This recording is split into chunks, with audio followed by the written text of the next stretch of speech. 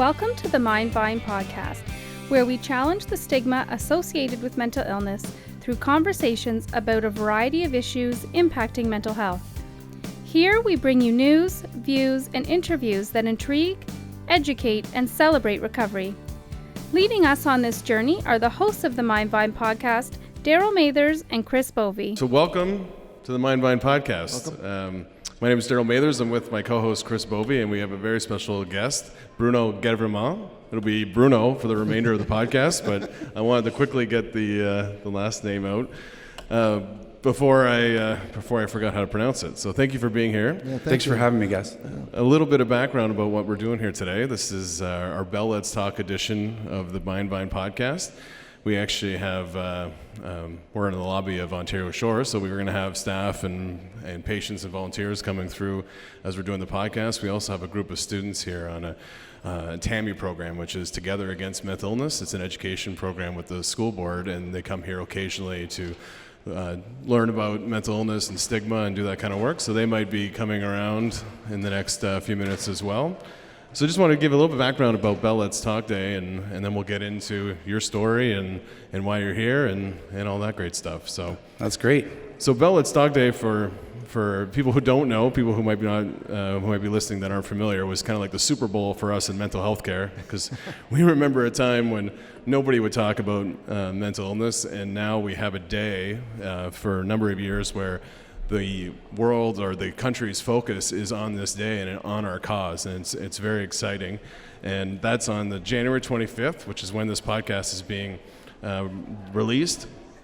And on that day, Bell will donate 5 cents to mental health programs across Canada for every text message, mobile and long-distance call made by Bell Canada and Bell Alliant customers, every tweet using Bell Let's Talk hashtag, every view of the Bell Let's Talk Day video at facebook.com/Bell Let's Talk, every post using hashtag Bell Let's Talk, and on Snapchat, every use of the Bell Let's Talk Snapchat geofilter. So there's lots of ways that people can get engaged and help raise money and funds for mental health programs. Last year, they had 125 million messages of support and raised more than $6 million. So that's exciting, and it's exciting to have Bruno here today to help us reach new heights in 2017. So a little bit of background on Bruno before we ask any questions. You're a military veteran, an entrepreneur, a North Pole explorer, which I'm excited to talk about, and an Invictus Games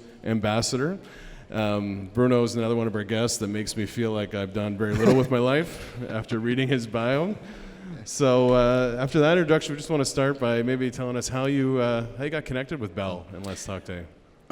First of all, thank you very much for having me here. It's a great honor to be here, and you guys got a world-class facility here. It's pretty amazing. The Bell Let's Talk campaign was through the organization True Patriot Love and the Invictus Games. Those two organizations in connection with Bell got me. I'm very grateful and honored to be a spokesperson for Bell Let's Talk, because when I came back from the North Pole expedition, I got in the know about that amazing campaign. I was like thinking, you know what, that would be really good to get some veterans onto that campaign. Really, just let's talk about it. And it was just an easy campaign to talk about. And then all these people, celebrities, and all these people from all walk of life were just starting to talk about it and getting out and saying, hey, you know what, I struggle with this, but I'm doing okay, and I'm going to be all right. And then everything led to another thing. And then this year they've asked me to be part of this campaign, and I'm so happy to be able to, voice the voices of our men and women in the Canadian Forces, and also of the veterans that are out there, struggling. Yeah, that's great. And that'll kind of dovetail. I'd like to talk a little bit about, you did 2 tours in Afghanistan with the Counter IED, which is Improvised Explosive Devices Team. I can't imagine doing that job. Can you kind of maybe describe, even the first time that you had to defuse a bomb, the stress and the pressure, what was that like?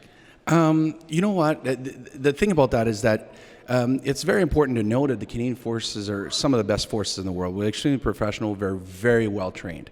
To be honest with you, it has nothing to do with my abilities or anything like that, but because I was really well trained, there wasn't any stress or pressure. Like the first couple of calls, obviously you just don't want to mess up, right? Because if you mess up, it's over. But it was really, you get such a good focus and you know exactly what you're doing, that we're really good at what we do, and I'm very grateful for that. Now that we're back from tour and the whole team came back, and it's just we know what we're doing over there, right. and the obviously we're at war, and these are real bombs, and there's the attacks and everything that we go through, but it was it was a great experience doing what you're trained to do. Yeah, and I remember you talked about one time that you actually had to defuse a live suicide bomber. What was that like? Well, that was quite a story, because there's so much behind it, right? It's just not just a suicide bomber, and you would think that then that's just a cool call. But the thing is that if you take the history of the calls that we had over there, so when we got a call about a suicide bomber, they either had detonated already, so it was just what we call a post-blast scene, which is you go over there and you just secure the scene, you gather evidence, and you send that over to the investigative teams. Or they had shot a suicide bomber, and then it just becomes a bomb, and you just need to carry on the bomb. But when we got on the scene, through the interpreter, the Afghan National Police was saying that no, actually he's running around and we're looking for him. Mm-hmm. So I was like, wow, that's a different situation. So everybody get back into the vehicles, because we're pretty big targets over there, and especially counter IED, because we kind of put a wrench in their plans and everything all the time. But so we got back into our vehicles, and then we got another call saying that they got him. So once again, I'm thinking they shot this guy, and we're just gonna go and dismantle this bomb just like any other thing. And then when I showed up at the end of that street, there were two men holding this guy, which had switch, coming off of his arms, and he was wearing a vest, and they were all alive. And I was like, wow, this is it. This is real. So we went down there, and we tied him up to the fence, and I told everybody to get away from the scene, and I went down there and I dismantled the bomb. Once I did that and everything was safe, we started doing the investigation, and one of my teammates interrogated with the interpreter this individual. And you know what? You're trained to think that everybody's a bad guy and everybody's they just want to harm you and doing these things, but this guy was mentally challenged. He had been fasted for over 2 weeks, and they had told him that if he didn't do that, they were going to kill his family. So I actually felt bad for the guy, because I kind of met up with him as they were taking him away, and I just had compassion for him. Isn't that crazy? Like at a scene like that, and that's brings a whole new perspective on what's going on. Yeah, and that's got to be difficult, that human interaction. Now, it was, I guess, after you came back from Afghanistan that you were diagnosed with PTSD. When did you start to sort of, if you can trace back, when you look back and say, when did I start to see those symptoms and things that I was going through? Can you look back and say it was while I was in Afghanistan, I noticed sort of different behaviors? It wasn't when I was in Afghanistan. Once again, like I said, there was not even one moment that I feared for my life over there. There wasn't a thing. We were so, once again, we're so well trained. The thing is that because of that, after talking to a mental health expert, because of that, we kind of learn to push everything aside and focus on what we need to do. But when you come back home and you've been here for 3-6 months, and then your body says, hey, this stuff we didn't deal with for 7 months, how about we deal with it all today? Right? And it comes in, and then you start, you don't know what's going on, because like I say often, is that I was on top of my game. You're you're a bomb disposal guy, you're a diver, you're a paratrooper, you're doing all these things and all of a sudden you're getting some feelings and emotions that you're not used to. I had never experienced anxiety before, or panic attacks, or even depression. So now you're getting these things, and the way that we're trained is that we respond to fear and challenges, and when you're not too sure what's happening, with aggression, or so I would have a short fuse, and I would find myself getting angry to a level where it is almost uncontrollable, and I didn't like that. So I reached out to, I would say about 6 months to almost a year after coming back, I reached out to the medical system, and the Canadian Forces took extremely good care of me, right? Our unit doc was amazing, and And, it took 3 times actually for her to convince me that I had post-traumatic stress disorder. It wasn't something, right? Like I was telling Darryl, is that I was going up this big river in Egypt, right? The Nile. And, it happens to everybody else, but not me, right? And then she obviously on the 3rd time, because there was a plan for suicide, there was darkness, there was everything, right?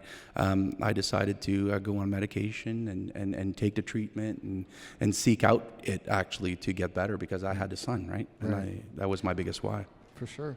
Now I guess do you still think there's it was great the armed forces were there and had the programs for you, but we look at things like hockey. We're going to be at the Oshawa Generals, and there's sort of a if you look at athletes or military or first responders, that kind of notion that that's a weakness. Does that still kind of exist, that, we measure, what we've seen? And I'll give you an example. I remember I was on social media and I saw this. It was a U.S.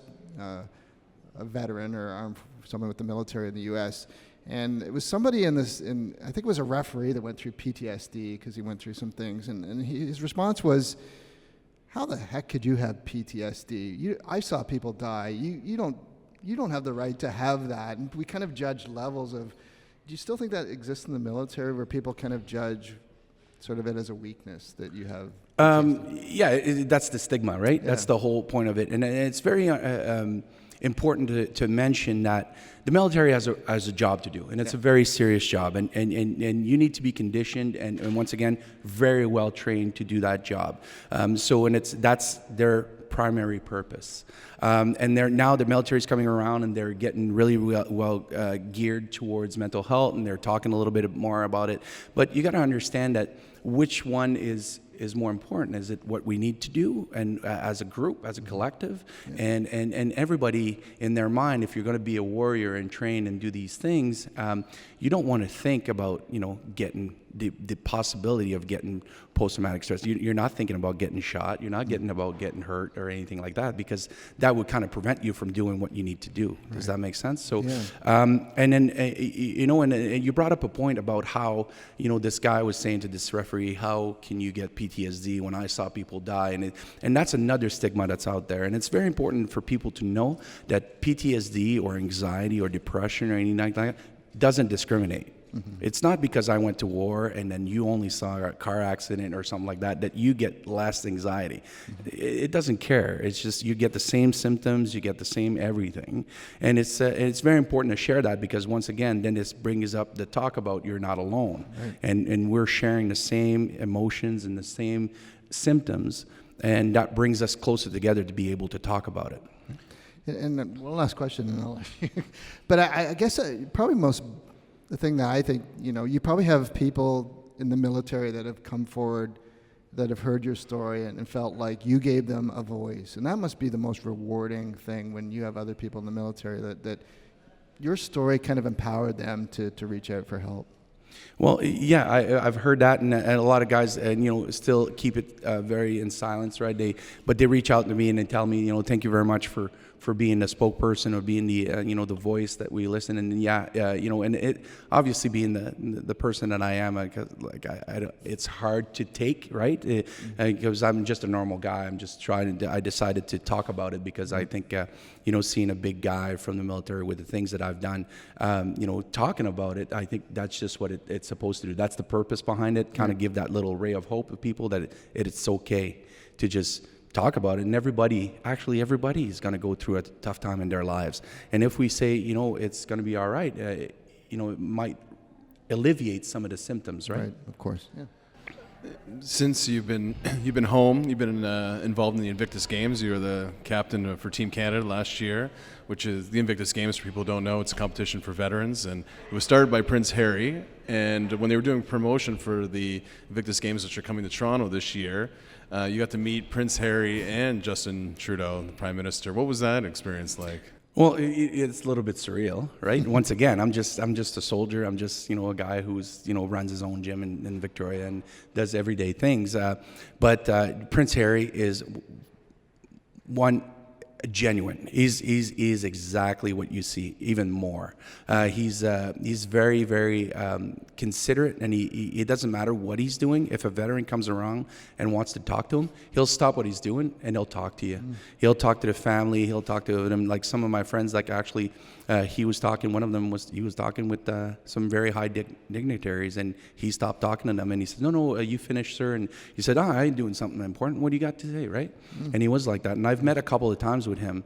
Actually, one of the really good stories is that when we did the closing ceremonies in Orlando, Will, which was the captain for the United States, gave me the Invictus flag to bring back to Canada. So I accepted the flag, and then there was like tons of people behind, like the gears and the lighting people and all these things. And all of a sudden, I go to the back of the stage, and there's nobody. It's like, where's everybody gone, right? And I'm walking with this flag, trying to say, where do I put the flag? Where do I go? And then all of a sudden, from the corner, this guy comes out behind the curtain and says, "Hey, good job, mate." And I turn around, and it's Prince Harry. And I'm like, "Hey, Your Highness, what am I doing? Am I curtsying here?" It's like I'm holding a flag, and he was like, "Hey, great job out there. I'll see you in Toronto, and how's everything going? Did you like the games?" And it was like having a conversation with you guys. Wow. And that's how much he cares. And there was no entourage, no nothing. There was basically nobody around.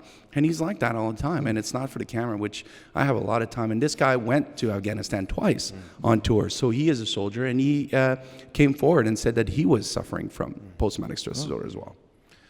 The next one on my list is North Pole, because you see that you don't see that on people's bios very often. You went to the North Pole, so why did you go to North Pole, and what was that like? Well, it's a life-changing experience. Actually, that was probably the biggest healing experience that I've experienced since my injury, and it was through the True Patriot Love Foundation, which is a foundation I'm very, very close to.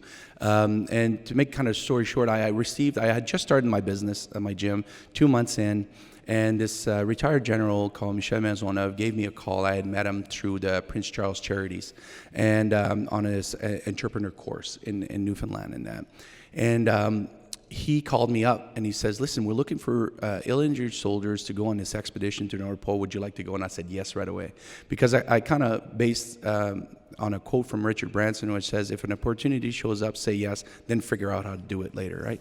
So I said yes right away, and I had just opened my business. I didn't have any staff, and I didn't know what I was going to do. But basically, we went on this expedition. So it was 12 soldiers, and it was 41 civilians in the crew, because they made a documentary called March to the Pole. And it was all business leaders, and it was incredible. The North Pole is beautiful. It is the most peaceful place I've ever been.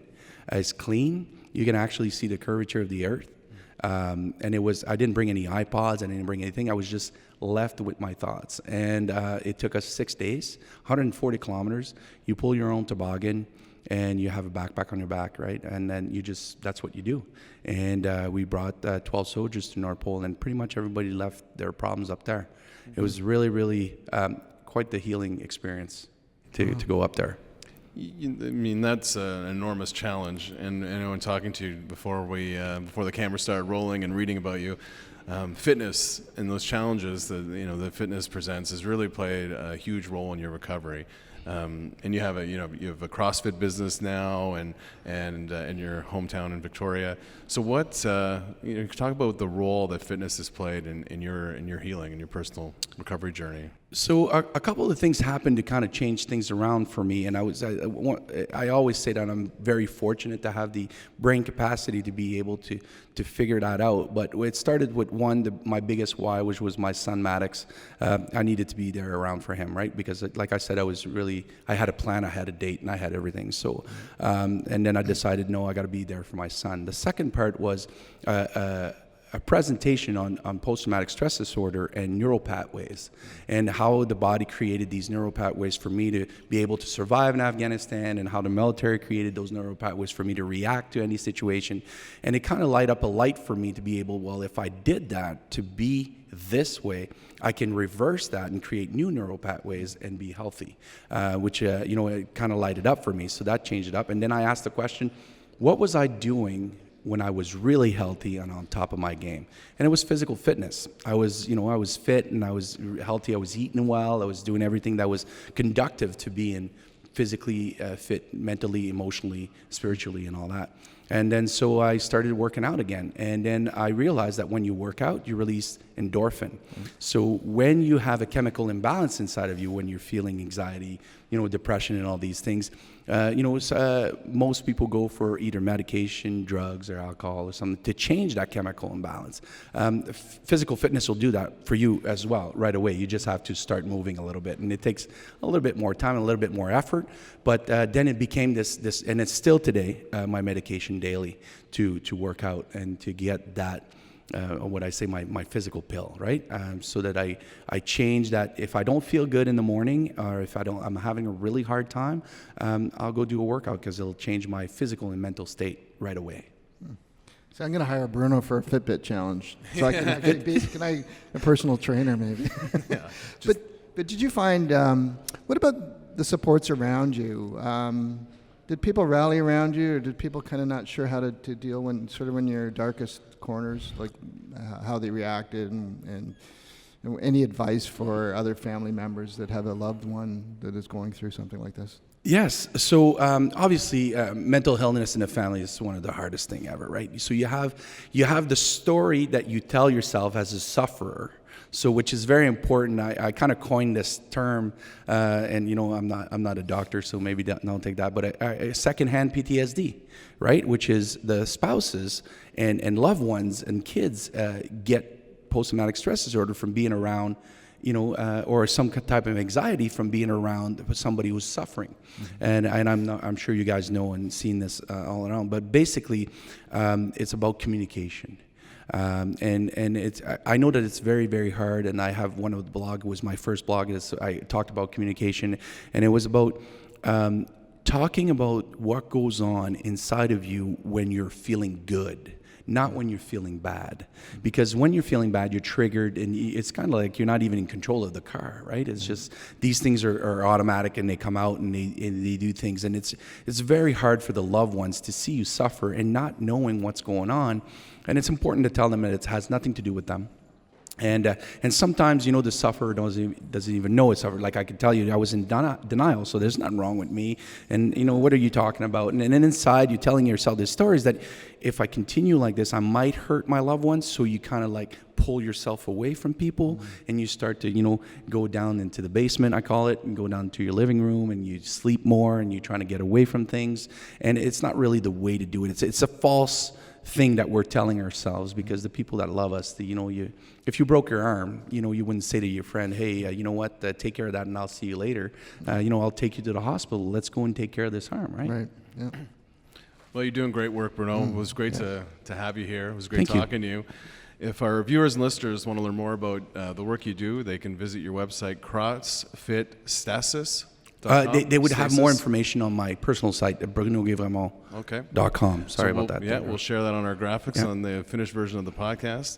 And good luck with your work as a Bell Let's Talk Day ambassador. Thank you for having me. Yeah, I know it's a busy couple of days for you, and we appreciate you making the time, and all the best. Oh, this is great. Thank you very much, guys. Thank you. And thanks for everybody for listening and watching the Mind Blind podcast. Begins